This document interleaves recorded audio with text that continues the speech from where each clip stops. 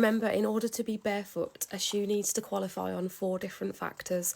They need to be foot-shaped with a wide, naturally shaped toe box. They need to be thin, completely flat, and completely flexible. Are Converse barefoot? By my reckoning, they're not. Although you could argue that they are flexible. They are flexible, about as flexible as a croc. They don't have a natural shape. I've taken the insole out to show you. This is not the shape of a foot. Lots of people do find Converse shoes quite comfortable, and those people probably with narrow feet. However, the toe box on Converse is actually very, very triangular, and will be pushing that big toe out of joint and towards the centre of your foot. Not to mention, all of your other toes will also be tapered inwards. Even if you bought a wide fit, your toes will still be tapered, even if you wore them too long for you.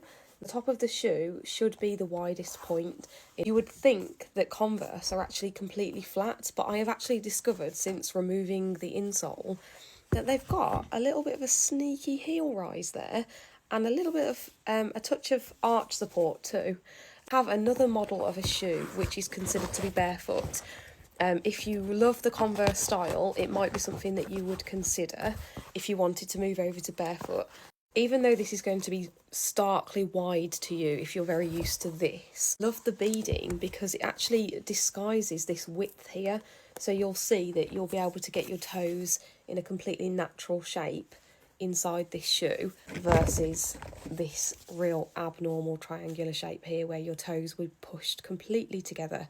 And the problem with pushing all of your toes together, not to mention that little heel rise as well, which will then unevenly distribute body weight onto your toes. What happens is your toes are pushed together, your heel has risen slightly, so you've got all of that extra weight onto your already constricted toes. And then the rest of your muscles in your foot, in your arch, and all the way up your leg, even your knees and your hips, they're all acting to compensate for that uneven distribution of weight. And so over time, your muscles weaken. This can cause you issues later on in life. When you are choosing barefoot shoes, you need to ensure that your toes are going to have all that full natural flex. The answer to the question, are Converse barefoot? No. Depending on your foot shape, they may be a good halfway house for you. But for somebody like me who has wide feet, there's just no way that these would be beneficial for my foot health.